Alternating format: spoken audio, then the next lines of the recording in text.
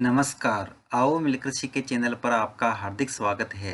इस वीडियो में हम कक्षा 7 इतिहास की वार्षिक पाठ योजना बनाना सीखेंगे, जिसमें प्रकरण लिया है चोल साम्राज्य का प्रशासन। इसमें शिक्षण बिंदु है चोल साम्राज्य का प्रशासनिक कार्य, भूस्वामियों की सभा और चोल सभा की सदस्यता। तो चलिए शुरू करते हैं। सर्वप्रथम लिखेंगे विद्यालय का नाम, जहाँ पर आप ये लेसन प्रस्तुत करेंगे।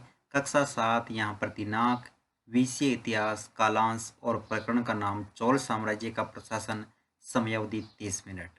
फिर टेबल ड्रॉ करके एक तरफ लिखेंगे शिक्षण उद्देश्य, दूसरी तरफ अपेक्षित व्यवहारगत परिवर्तन। शिक्षण उद्देश्य में पहला लिखेंगे ज्ञानात्मक। इसमें लिखना है विद्यार्थी चोल साम्राज्य के प्रशासन संबंधी विभिन्न तथ्यों का प्रत्यास्मरण कर सकेंगे। विद्यार्थी चोल साम्राज्य के प्रशासन संबंधी विभिन्न तथ्यों का प्रत्याविज्ञान कर सकेंगे। अवबोध, विद्यार्थी चोल साम्राज्य के प्रशासन की तुलना अन्य साम्राज्य से कर सकेंगे। विद्यार्थी चोल साम्राज्य के प्रशासन संबंधी तथ्यों का वर्गीकरण कर सकेंगे। ज्ञानोपयोग, विद्यार्थी चोल साम्राज्य के प्रशासन से सीखे गए ज्ञान को अपने भावी जीवन में आवश्यकतानुसार उपयोग कर सकेंगे। विद्यार्थी चोल साम्राज्य के प्रशासन से संबंधित तथ्यों का सामान्यीकरण कर सकेंगे। फिर है कौशल, तो इसमें लिखेंगे विद्यार्थी चोल साम्राज्य के प्रशासन से संबंधित गतिविधियों को चार्ट द्वारा प्रदर्शित कर सकेंगे। विद्यार्थी चोल साम्राज्य के प्रशासन से संबंधित तथ्यों को एकत्रित करने की कुशलता का विकास कर सकेंगे। अभिरुचि, विद्यार्थी चोल साम्राज्य के प्रशासन से संबंधित विषय का अध्ययन करने में रुचि ले सकेंगे। विद्यार्थी चोल साम्राज्य के प्रशासन से संबंधित तथ्यों की घटनाओं पर विचार विमर्श करने पर रुचि जागृत कर सकेंगे। अभिवर्ती, इसमें लिखेंगे विद्यार्थी चोल साम्राज्य के प्रशासन के प्रति सकारात्मक एवं समीक्षात्मक दृष्टिकोण का न्यायी दायित्व निभा सकेंगे। विद्यार्थी चोल साम्राज्य के प्रशासन से संबंधित विभिन्न तथ्यों के प्रति सही निर्णय लेने की कोशिश कर सकेंगे। शिक्षण सहायक सामग्री, लपेट फलक, श्यामपट, चौक, डस्टर, संकेतक एवं समस्त कक्षा उपयोगी शिक्षण सहायक सामग्री। पूर्व ज्ञान, विद्यार्थी चोल साम्राज्य के प्रशासन के बारे में सामान्य जानकारी रखते हैं। फिर है प्रस्तावना, तो टेबल ड्रॉ करके लिखेंगे छात्राध्यापक क्रियाएं, दूसरी तरफ विद्यार्थी क्रियाएं। अगर आप छात्राध्यापिका है तो जहाँ पर भी छात्राध्यापक लिखा है उसकी जगह आप छात्राध्यापिका लिखेंगे। इसमें फर्स्ट क्वेश्चन करेंगे हर्षचरित की रचना किसने की थी? बाणभट्ट ने। बाणभट्ट किस शासक का दरबारी कवि था? हर्षवर्धन का। हर्षवर्धन की मृत्यु के बाद भारत में किन राजवंशों का उदय हुआ? तो दक्षिण एवं उत्तरी राजवंशों का। दक्षिण भारत के प्रमुख राजवंश कौन कौन से हैं? चालुक्य, चोल, राष्ट्रकूट आदि। चोल साम्राज्य के प्रशासन के बारे में आप क्या जानते हैं? समस्यात्मक प्रश्न। उद्देश्य कथन में लिखेंगे आज हम चोल साम्राज्य के प्रशासन के विषय में विस्तृत अध्ययन करेंगे। प्रस्तुतिकरण, जिसमें टेबल ड्रॉ करके लिखेंगे शिक्षण बिंदु, छात्राध्यापक क्रियाएं, विद्यार्थी क्रियाएं, विधि पर विधि, श्यामपट सार। शिक्षण बिंदु में पहला लेंगे चोल साम्राज्य का प्रशासनिक कार्य। विकासात्मक प्रश्न में फर्स्ट क्वेश्चन, गंगे कोंड की उपाधि किसने धारण की थी? राजेंद्र प्रथम ने। राजेंद्र प्रथम किस वंश का शासक था? चोल वंश का। चोल साम्राज्य के प्रशासनिक कार्य के बारे में आप क्या जानते हैं? निरुत्तर विधि में प्रश्नोत्तर विधि। फिर है छात्राध्यापक कथन, तो इसमें लिखेंगे चोल साम्राज्य में किसानों की बस्तियां जो उर कहलाती थी, सिंचित खेती के साथ बहुत समृद्ध हो गई थी। इस तरह के गांवों के समूह को नाडु कहा जाता था। ग्राम परिषद और नाडु न्याय करने और कर वसूलने जैसे कई प्रशासनिक कार्य करते थे। वेल्लाल जाति के धनी किसानों को केंद्रीय चोल सरकार की देखरेख में नाडु के कामकाज में अच्छा खासा नियंत्रण हासिल था।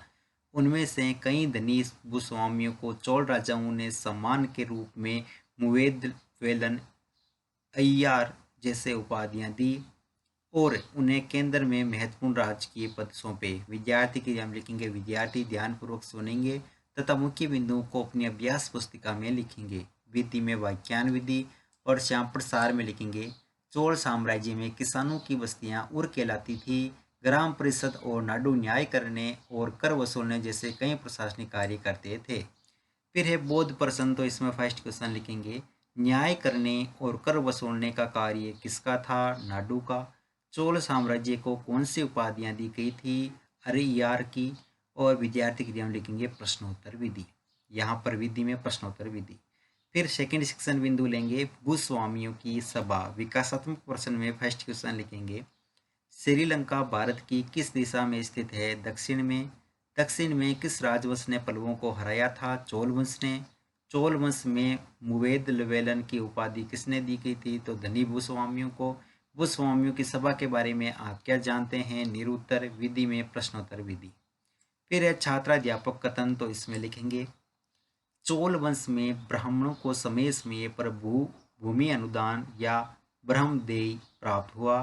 परिणाम स्वरूप कावेरी घाटी और दक्षिण भारत के दूसरे हिस्सों में ढेरों ब्राह्मण बस्तियां अस्तित्व में आई। प्रत्येक ब्रह्मदेय की देखरेख प्रमुख ब्राह्मण भूस्वामियों की एक सभा द्वारा की जाती थी। ये सभाएं बहुत कुशलता पूर्वक काम करती थी। उनके निर्णय शिलालेखों में प्राय मंदिरों की पत्थर की दीवारों पर ब्यौरेवार दर्ज किए जाते थे।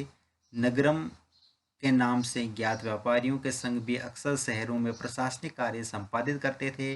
ब्राह्मणों की सभा का संगठन के लिए सिंचाई के कामकाज, बाग बगीचों, मंदिर की देखरेख के लिए सभा में विभिन्न समितियां होती थी। उनके नाम ताल पत्थर के छोटे छोटे टिकटों पर लिखे जाते थे। विद्यार्थी क्रिया में लिखेंगे विद्यार्थी ध्यानपूर्वक सुनेंगे तथा मुख्य बिंदु को अपनी अभ्यास पुस्तिका में लिखेंगे। विधि में वाक्यान विधि और श्यामपट सार में लिखेंगे प्रत्येक ब्रह्मदेय की देखरेख प्रमुख ब्राह्मण भूस्वामियों की एक सभा द्वारा की जाती थी। फिर है बोध प्रश्न, तो इसमें लिखेंगे चोल वंश के शिलालेखों में प्राय किस पर ब्यौरा दर्ज किया जाता था? तो मंदिरों की पत्थर की दीवारों पर। चोल साम्राज्य में ब्राह्मणों को क्या दिया जाता था? भूमि अनुदान। विधि में प्रश्नोत्तर विधि। तीसरा शिक्षण बिंदु लेंगे चोल सभा की सदस्यता, जिसमें विकासात्मक प्रश्न में फर्स्ट क्वेश्चन लिखेंगे नरसिंह के उत्तराधिकारी 885 ईस्वी में किसके हाथों परास्त हुए? आदित्य प्रथम के। आदित्य प्रथम किस वंश का राजा था? चोल वंश का। चोल सभा की सदस्यता के बारे में आप क्या जानते हैं? निरुत्तर विधि में प्रश्नोत्तर विधि। फिर है छात्राध्यापक कथन, तो इसमें लिखेंगे उत्तर मेरूर अभिलेख के अनुसार सभा की सदस्यता के लिए इच्छुक लोगों को ऐसी भूमि का स्वामी होना चाहिए जहां से भू राजस्व वसूला जाता हो। उसके पास अपना घर होना चाहिए। उसकी उम्र 35 से 70 के बीच होनी चाहिए और उन्हें वेदों का ज्ञान होना चाहिए। उन्हें प्रशासनिक मामलों की अच्छी जानकारी होनी चाहिए और ईमानदार होना चाहिए। यदि कोई पिछले 3 सालों में किसी समिति का सदस्य रहा है तो वह किसी और समिति का सदस्य नहीं बन सकता था। विद्यार्थी क्रिया में लिखेंगे विद्यार्थी ध्यानपूर्वक सुनेंगे तथा मुख्य बिंदु को अपनी अभ्यास पुस्तिका में लिखेंगे। विधि में वाक्यान विधि और श्यामपट सार में लिखेंगे उत्तर मेरूर अभिलेख के अनुसार सभा की सदस्यता के लिए इच्छुक लोगों की ऐसी भूमि का स्वामी होना चाहिए जहां से भू राजस्व वसूला जा सके। बोध प्रश्न में लिखेंगे फर्स्ट क्वेश्चन चोल सभा की सदस्यता का उल्लेख किस अभिलेख में किया गया है? तो उत्तर मेरूर अभिलेख में। चोल सभा की सदस्यता वाले व्यक्ति को किसकी जानकारी होनी चाहिए? प्रशासनिक मामलों की। विधि में प्रश्नोत्तर विधि। अंत में है मूल्यांकन प्रश्न, तो इसमें लिखेंगे फर्स्ट क्वेश्चन चोल साम्राज्य में किसानों की बस्तियां कहलाती थी। उर नाडू ग्राम परिषद उपयुक्त सभी गांवों के समूह को कहा जाता था नाडू या उर। चोल सभा की सदस्यता के बारे में के लिए अपने पास घर होना चाहिए, सत्य या असत्य। नगरम क्या है? ब्रह्मदेय किसे प्राप्त हुआ था? गृह कार्य में लिखेंगे चोल साम्राज्य के प्रशासनिक कार्यों का उल्लेख कीजिए और चोल सभा की सदस्यता को स्पष्ट कीजिए। अंत में परिवेक्षक टिप्पणी।